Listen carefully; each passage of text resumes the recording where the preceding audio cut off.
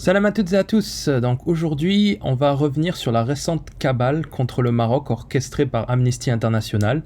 Cet organisme est un repère de vipères gauchistes qui ont toujours été très hostiles au Maroc. Ils ont publié plusieurs rapports à charge ces dernières années contre le Maroc. C'est un véritable acharnement qui coïncide parfaitement avec la reconnaissance de Trump de la marocanité du Sahara, ainsi que la reprise de contact avec Israël. Amnesty parle d'une enquête qui a duré 6 mois, c'est-à-dire que cette enquête a commencé il y a 6 mois à peu près, pile au moment où le Maroc multipliait les victoires diplomatiques sur le Sahara marocain. Donc c'est une drôle de coïncidence, je trouve que le timing est assez curieux. Comment cette idée d'investigation leur est venue il y a 6 mois? 2 mots-clés pour comprendre leur intention, Israël et le Maroc. Ils ont fait d'une pierre deux coups, c'est la machine de sape gauchiste qui s'est mise en route. Encore une fois, ça vous montre qui tire les vraies ficelles du conflit du Sahara. Selon Amnesty International, le Maroc aurait espionné des journalistes et des hommes politiques français en utilisant un logiciel d'espionnage israélien qui s'appelle Pegasus. Le Maroc a bien évidemment nié et rejeté les accusations en demandant à Amnesty International d'apporter des preuves, c'est le minimum. Vous avez ensuite eu des déclarations insultantes de gauchistes français et autres journalistes comme Edoui Plenel qui a déclaré, je cite, « Israël m'espionne pour le compte de l'État voyou du Maroc ». Plenel qui t'a écrit un livre qui s'appelle Pour les musulmans et qui va au Maroc soutenir tous les séparatistes possibles et inimaginables. Ce monsieur participe à la déstabilisation des pays du tiers-monde qui sont fragilisés déjà par le néocolonialisme et en même temps il se place en défenseur des populations qui ont fui leur pays à cause de ces déstabilisations justement. Donc c'est une grosse hypocrisie. Le pire dans tout ça, c'est que ces gauchistes pensent que les MRE sont en majorité pour ces idéaux droits de l'homiste débiles. Ils pensent que la majorité des MRE ont fui une dictature et qu'ils détestent le roi. Donc ils sont complètement perchés. Pour nous, le Maroc, c'est le pays de nos vacances. C'est le plaisir de partir à l'aventure avec sa famille, traverser la France et l'Espagne en écoutant de la bonne musique du bled. C'est le plaisir de voir nos proches, de retrouver les odeurs d'épices, le parfum trop fort de la grand-mère qui te serre dans ses bras, la bonne bouffe, le soleil, le plaisir de voir ses parents revivre, être content de retrouver leurs parents après avoir travaillé comme des esclaves et subi des regards de travers et autres micro-agressions en France. Dans la tête des gauchistes, le bled, c'est une dictature maléfique qui oppresse le peuple, alors que pour nous, c'est juste la liberté d'être ce qu'on est. C'est pour une femme voilée la liberté de porter son voile en toute liberté sans être jugée, de ne pas se sentir stigmatisé. Ma mère qui vit en France et qui porte le voile est venue un jour me rendre visite au Canada et elle m'a dit cette phrase qui m'a glacé le sang et qui résonne toujours. Alors qu'on sortait d'un magasin, elle m'a dit c'est fou, ici les gens te sourissent malgré que tu portes le voile. Et je peux vous dire que cette phrase m'a bien fait réfléchir. À vrai dire, à peu près tous les partis français sont hostiles aux musulmans et aux Marocains. Mais au moins les partis de droite ne font pas d'ingérence et ne soutiennent pas les mouvements séparatistes au Maroc et en général.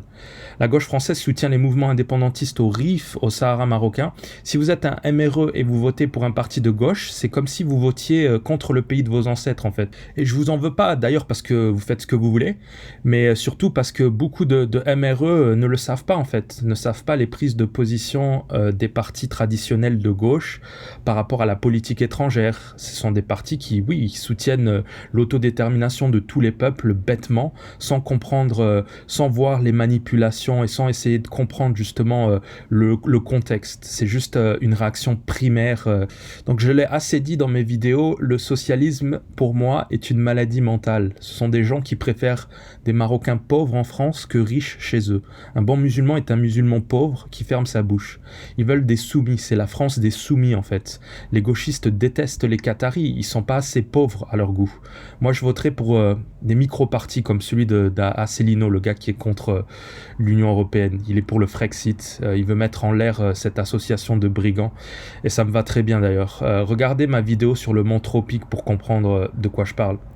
Même si le Maroc avait espionné ses opposants, les opposants occidentaux, où est le problème?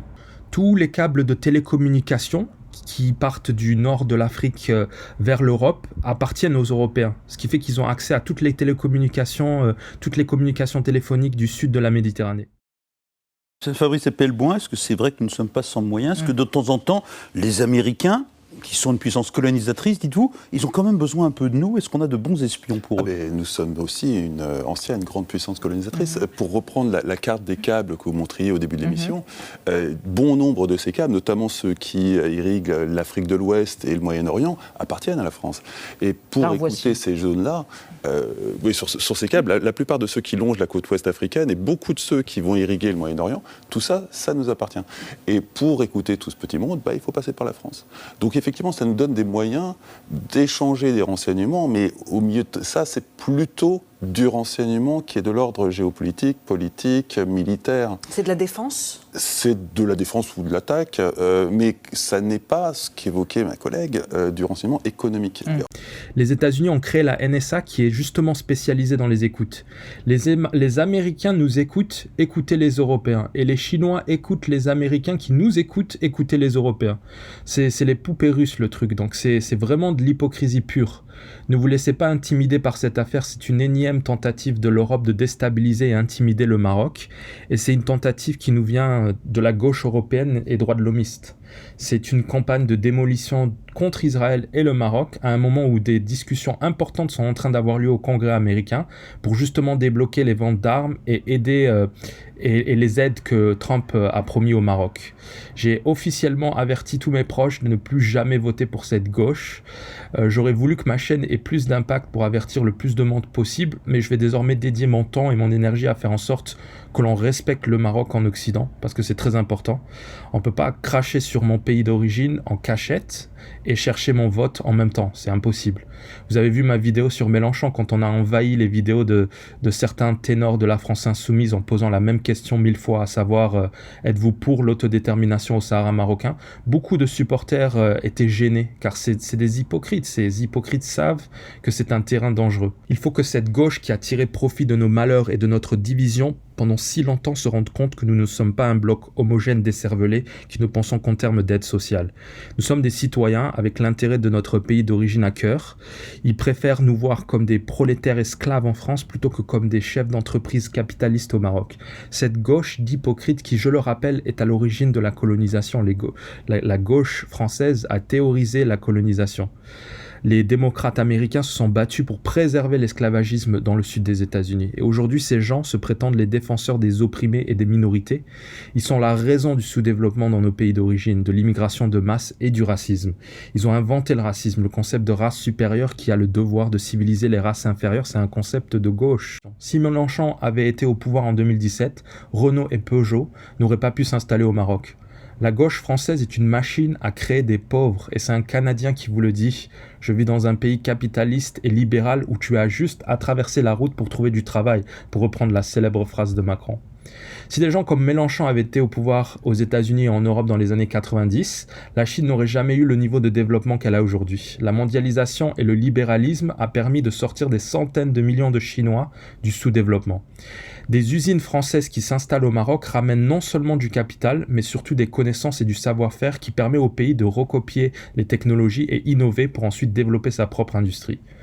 Donc si vous êtes un Marocain et vous votez à gauche, vous votez en fait contre le pays, votre pays d'origine.